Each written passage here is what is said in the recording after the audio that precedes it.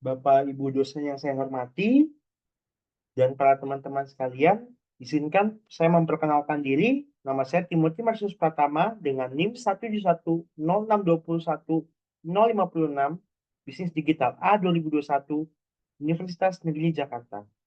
Kali ini saya akan menyampaikan tentang hasil praktik kerja lapangan pada Bank Indonesia Kantor Pusat Departemen Pengelolaan Uang Divisi Kelompok Data dan Informasi, Edukasi, Kerjasama, dan Penanggulangan Uang Palsu. Kegiatan ini berlangsung pada tanggal 26 Februari 2024 sampai tanggal 19 Agustus 2024. Mari saya mulai dengan pertama ada daftar isi. Yang pertama ada profil lembaga, tujuan, tempat pelaksanaan, visi misi lembaga, struktur lembaga, pelaksanaan kegiatan, dokumentasi kegiatan, hambatan dan solusi, dan kesimpulan. Nah, yang pertama ada profil lembaga. Profil lembaga. Nah, kita tahu nih Bank Indonesia itu Bank Sentral Indonesia, Bank Pusat Perekonomian Indonesia. Nah, biarkan saya menjelaskan sedikit lebih dahulu. Pada tahun 1949, Konferensi Meja Bundar menetapkan The Javas Bank atau DJB sebagai Bank Sirkulasi bagi Republik Indonesia Serikat atau RIS. Sementara BNI berfungsi sebagai bank umum setelah pembubaran RIS pada tahun 1950. Pemerintah Indonesia menasionalisasi DJB dan pada tahun 1953 DJB diubah menjadi Bank Indonesia melalui Undang-Undang Nomor 11 Garis Miring 1953. Dijadikannya Bank Sentral. Bank Indonesia sempat diintegrasikan dengan bank-bank lain pada tahun 1965, namun pada tahun 1968 fungsi Bank Indonesia sebagai bank sentral dipulihkan melalui Undang-Undang Nomor 13 Garis Miring 1968.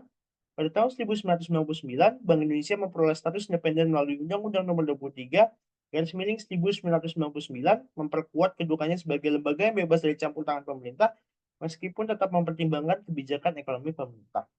Jadi, Bank Indonesia adalah salah satu lembaga pemerintahan yang independen tanpa ada intervensi pemerintah.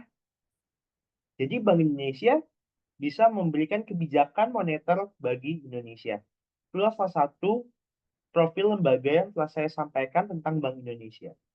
Selanjutnya, tujuan. Tujuan saya melakukan praktik kerja lapangan ini adalah memperoleh pengalaman berharga seperti bekal dalam menghadapi dunia pekerjaan, memperoleh ilmu pengetahuan yang baru diperoleh dari bidang kerja yang praktikan laksanakan, membuat praktikan menjadi pribadi yang tanggung jawab terhadap apa yang telah dikerjakan selama praktikan bekerja. Dan nilai-nilai ini saya rasakan sendiri dalam kehidupan PKL saya selama masa yang saya jalani ini sangat membantu saya dalam bertumbuh dan berkembang menjadi pribadi yang lebih bertanggung jawab. Tempat pelaksanaannya itu tempat pelaksanaan saya melakukan praktik kerja lapangan, kantor pusat Bank Indonesia terletak pada Jalan MH Tamrin nomor 2, Gambir, Kecamatan Gambir, Kota Jakarta Pusat, Daerah Khusus Ibu Kota Jakarta 10350. Tepatnya, praktikan melaksanakan kegiatan PKL pada Komplek Bank Indonesia Pusat, Gedung C, Lantai 7, pada Departemen Pengelolaan Uang, Divisi Kelompok Data dan Informasi, Edukasi, Kerjasama, dan Penanggulangan Uang Palsu. Selanjutnya ada visi misi lembaga. Nah, Bank Indonesia itu memiliki visi dan misi. Visinya itu menjadi lembaga bank sentral yang kredibel dan terbaik di tingkat regional dengan menguatkan nilai strategis yang dimiliki serta mencapai inflasi yang rendah dan nilai tukar yang stabil. Nah, ini tuh visi itu yang sangat penting bagi bank sentral. Karena dengan menjaga stabilitas sistem keuangan Indonesia, berarti menjamin kehidupan rakyat banyak di Indonesia. Nah, selanjutnya ada misi. Mencapai stabilitas nilai rupiah, mendorong sistem keuangan nasional, mewujudkan sistem pembayaran yang aman dan efisien. Dan itu adalah tiga fungsi bank sentral yang ada di Indonesia ini. Misinya telah dijalankan dengan program-program yang telah dijalankan oleh Bank Indonesia. Selanjutnya ada struktur lembaga.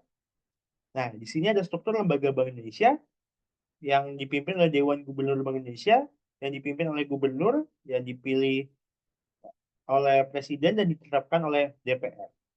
Dan di sini bisa dilihat dari jaringan-jaringan kantor, pendukung organisasi, pendukung kebijakan, sistem pembayaran dan pengelolaan uang, makroprudensial, dan sistem moneternya.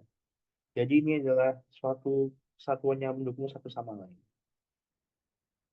Nah, nih saya jelasin nih dari gambar tadi.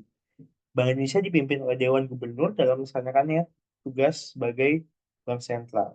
Dewan Gubernur saat ini terdiri dari Pak Gubernur yaitu Peri Warjio, Deputi Gubernur Senior Ibu Desli Damayanti, Deputi Gubernur Doni Primanto Juwono, Juda Agung Aida S. Budiman, Filianingsih Hendanta. Pengangkatan anggota Dewan Gubernur dilakukan oleh Presiden dengan persetujuan DPR, sementara Deputi Gubernur diangkat oleh Presiden berdasarkan rekomendasi Gubernur Bank Indonesia. Masa jabatan untuk Gubernur dan Deputi Gubernur adalah 5 tahun, dan mereka dapat diangkat kembali untuk 1 kali masa jabatan berikutnya. Seperti Gubernur yang saat ini, memulai menjadi Gubernur Bank Indonesia pada tahun 2018 sampai 2023, lalu diangkat lagi periode 2023 sampai 2028. Dan sekarang diamanatkan pada Bapak Ferry Wansi.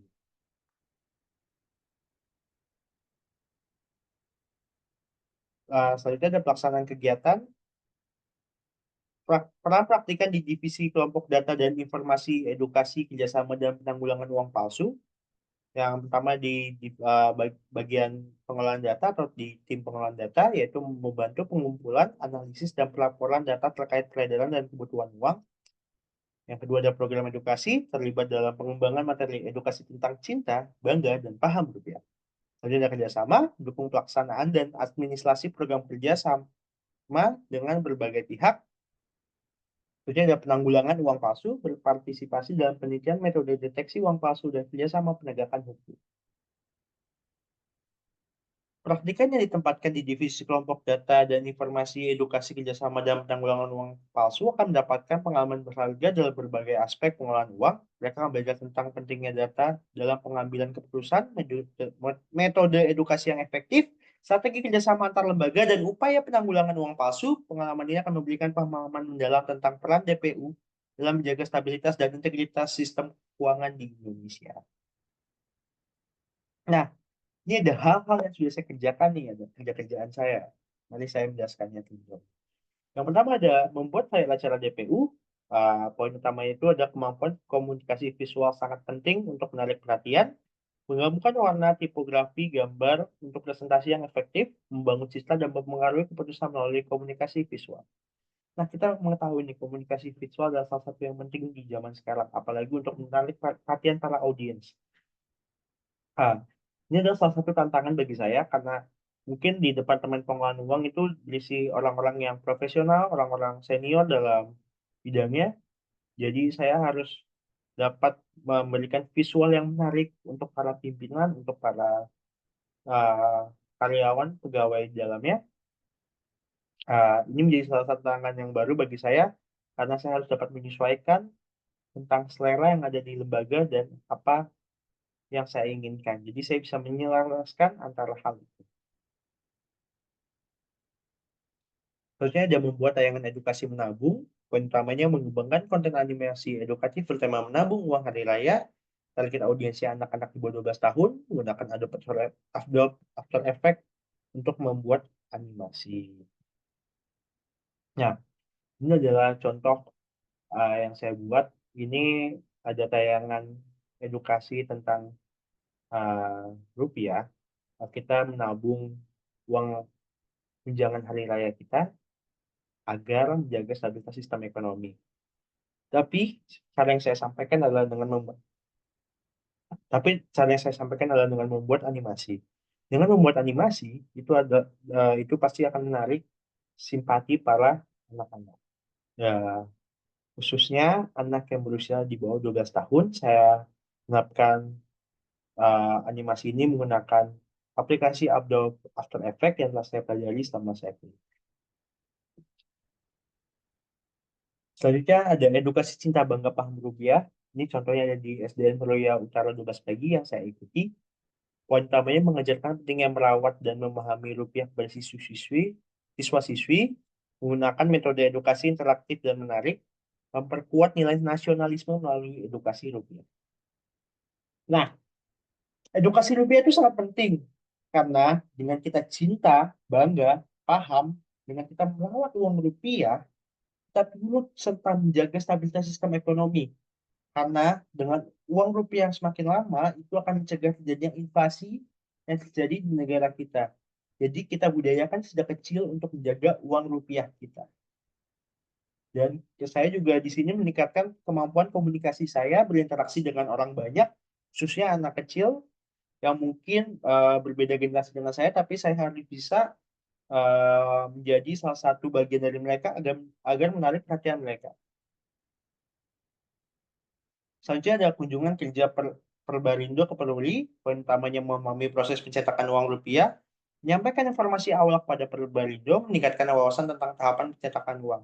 Nah, mungkin ini adalah salah satu kesempatan yang berharga buat saya karena saya bisa mendampingi Perbarindo untuk kunjungan ke Peruri.